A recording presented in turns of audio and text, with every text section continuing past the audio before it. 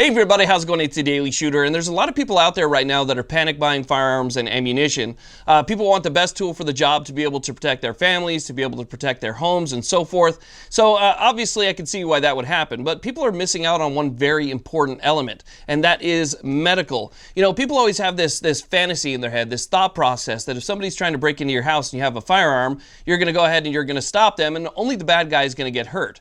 Well, what if you get hurt and you don't have any medical on hand to be able to treat something that's bleeding pretty good?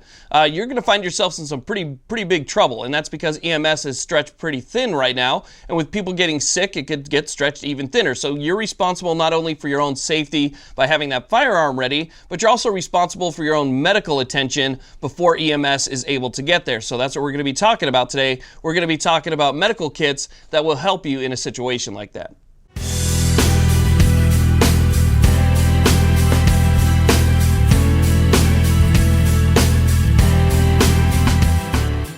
Now, the kit that you see in front of you is one that I put together myself. Some people find that to be a little bit overwhelming because you have to get a bunch of different parts and pieces from different areas. Not everything's available in one spot. So I always recommend this one website, which I'm going to link down below. As a matter of fact, it'll be the first link because I think it's a very important topic.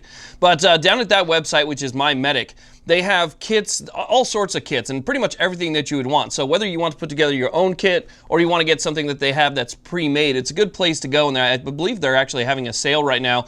But they have kits even in resealable waterproof pouches, and all you do is you simply tear the top, and let's say you have a kit that they have designed to stop bleeding. That kit's going to have everything that you need in it to stop the bleeding. You're going to find tourniquets, you're going to find gauze, you're going to find wraps, you're going to find C-locks, or you're going to find some type of quick clot. Everything's going to be in there. They also have some smaller ones for airways, even stuff for like scrapes, burns, blisters, bug bites, stuff like that. They have all sorts of different kits that are available over there. So definitely check out the link below if you guys are interested in any type of medical kits. I think that it's very important to have. I have a medical kit in every single vehicle and a couple in different rooms in my house just for, you know, whatever might happen. I need to get to something quickly.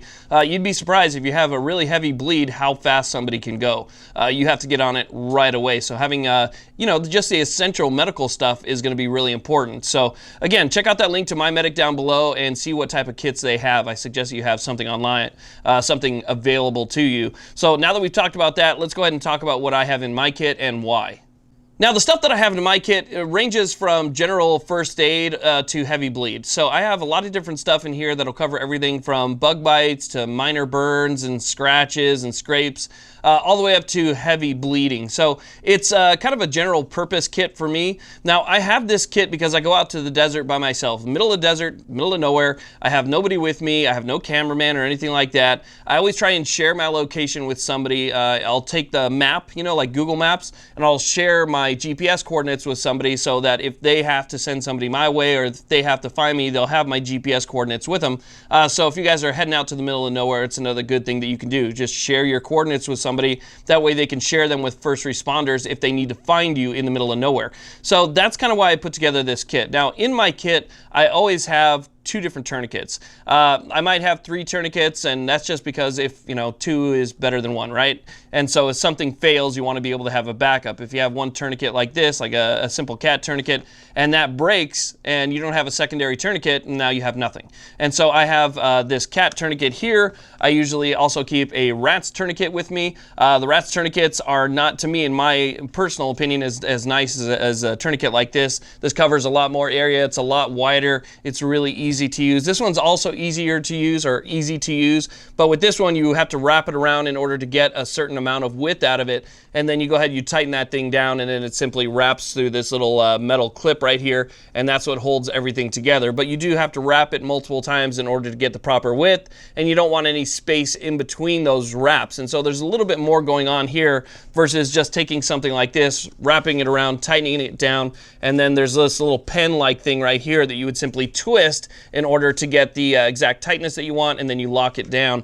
The holder that I have this in, this is a Wilder Tactical tourniquet holder. This thing is great because with the pocket clip, whenever I go out shooting, I just simply take this, put it right on my belt line, and I have access to a tourniquet. I usually keep it somewhere near the front or in the side where I can grab it with either hand, something like that. I never put something like this in the back where I have a hard time grabbing it, especially if I'm laying on the ground. So a couple tourniquets is always good to have. Again, mine is kind of like like I was saying before, general purpose. So I have everything from, your scrapes and small things like that, bug bites, exposure, small burns, and things all the way up to heavy bleeding with the tourniquets and whatnot. So the essentials that I have in my kit, one thing that you want to have in your kit is you want to have a good pair of scissors.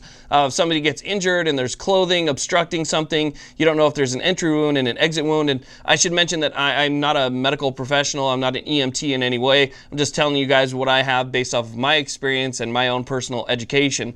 There's a lot of people out there that are going to buy medical. They don't know how to use anything that they have. Right now with social distancing, it's going to be really hard to find any type of medical training class. I know that there's some places that are still open and still offering medical training, but they're few and far between. You can find a lot of great resources here on YouTube. So if you look around YouTube, you might be able to find the information that you're looking for. And if you can get good enough at it, then you can apply it real world. One channel that I always recommend to people is Skinny Medic.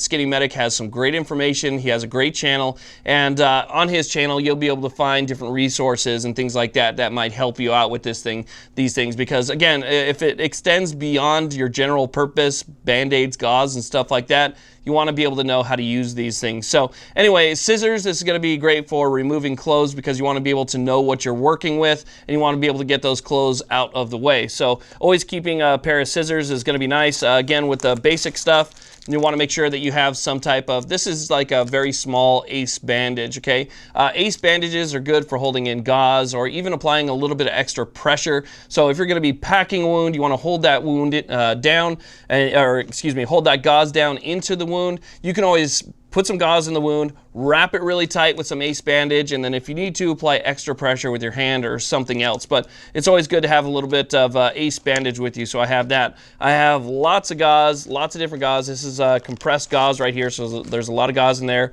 Large gauze pads, small gauze pads, and then I guess we want to keep with the same theme here of kind of keep it simple, right? So on top of that, I have, your basic stuff. So I have things for scrapes, bruises, painkillers. In here, you're going to find stuff for bug bites. You're going to find things in here for small burns. So burn cream, itch cream, stuff like that. Again, this is more like the first aid side of things. I have some Neosporin and Band-Aids. Okay, so Band-Aids, don't overlook the Band-Aids. It might seem silly to keep a bunch of Band-Aids in your kit, but if you just end up with a small scrape or a small scratch or something that's kind of bleeding, you don't want it to get infected. Having the small stuff around is going to be important as well. You don't want things to end up, getting really bad on you that could have been really easy to take care of. I also like to keep a knife and an extra flashlight, so if something happens when it's low light or it's dark, I have a knife, I have a flashlight, I can open packages with this, I can do whatever I need with it.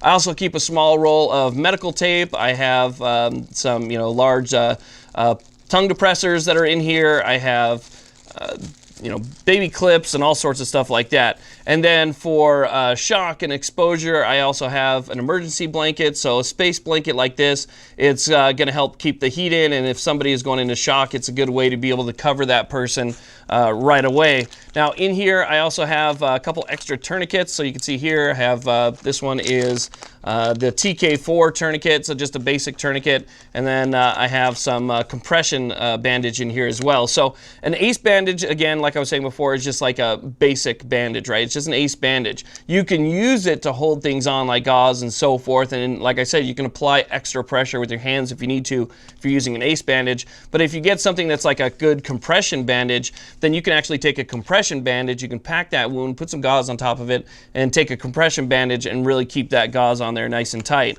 Another thing that I think is good for your basic kit is going to be some gloves. Definitely have gloves with you. Now, this may not be, very important if you're just treating yourself because you know what you're going to have. But if you're treating somebody else, if you happen to be at the range, if you happen to be, in a public area or something like that, and you have to use your kit, having a good pair of gloves is going to keep you from, contracting any type of disease or something like that that person might have. You don't know what you're treating, and if you get blood on your hands, you have any type of open wounds, scrapes, or cuts on your hands, well, their blood is now going to get into your blood. So keeping a pair of gloves with you as well is good. So we have knives, flashlights, scissors, gloves, ACE bandages, we have compression bandages, we have gauze, we have emergency blankets, we have extra tourniquets, I have the basic stuff for your burns, scrapes, bug bites, and things like that. For me, I also have some chest seals here. So these are hyphen chest seals, which you would use if you have, a wound to the chest, a gunshot to the chest, and things like that. For these types of things,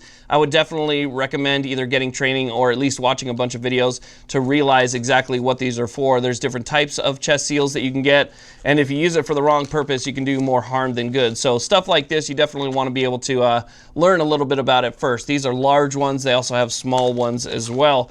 Another thing that I keep in there, and this is going to be just like a basic thing, is some C-locks. Okay, so some C-locks, basically what this is supposed to do is it helps your blood coagulate faster and helps stop the bleeding. So if you have a small wound, it's it's not an artery or something like that, but you have a wound that's bleeding pretty heavily, even with an artery, more than likely with an artery bleed, if you have something that's bleeding pretty bad, if you put something like this on it, it's just going to wash it out right away. There's some different bandages and stuff that you can buy that actually has C-locks or quick clot that's built into the bandage itself. So when you pack something and then you wrap it, or you wrap it with that particular bandage, that C-locks is going to stay there and it's going to help the blood coagulate. But this is something that you would actually pour directly onto a wound in order to get that blood to coagulate a lot faster. So I used to know what this stuff was made out of. It used to be something that could burn you, and then they changed the formula, and I'm not exactly sure what it's made of anymore, and to be honest with you, I really don't care. All I care about is that this is going to help stop a little bit of the bleeding. So I have a few packets of that in there as well, and then some other basic items. But you can see, for me, for a general purpose, it covers pretty much all of my basics. Obviously, you have the tourniquet. The tourniquet's going to help you out. As you can see, I have multiple tourniquets, and then again, compression bandages, gauze, things like that. Those are all good things to have, but there might be something that I'm missing, and there might be something that you're missing as well. So what I recommend you do is you get yourself a good kit. Get one that's pre-made and put together that you don't have to worry about. Get a couple different kits, one for bleeding, get one for standard first aid and stuff like that, and just keep them in the vehicle, keep them in the closet in the house. Just keep them somewhere where you can grab them should something happen. Even if it's not a complete kit, having something is better than having nothing, because I can tell you right now, it's not going to go the way that you think, where people are going to break in and they're the only ones that are going to get hurt. There's a potential that you or somebody that you love can get hurt, and if you have nothing to treat them before EMS can get there, like I said, if they're spread thin, it might take them even longer. Then you want to be able to have that stuff on hand, and you want to be able to have the knowledge to use it. So again, it's a good idea to, at least for now until these classes reopen, watch a bunch of YouTube videos and see how all of this stuff works. Find out how to stop bleeding, find out how to treat these different wounds, stuff like that. So again, while I'm definitely 100 million times not an expert on this, at least I know I have the basic essentials to be able to take care of some situations that I may face, and so I think it's a good idea for you guys to have that stuff too. It's nice to have the guns and ammo, but make sure you have that medical to back it up. So anyway, I want to thank you all very much for watching. I really do appreciate it. Please like, subscribe, head over to Skitty Medic's channel, subscribe to him as well. You'll get a lot of great information over there. Have a great day.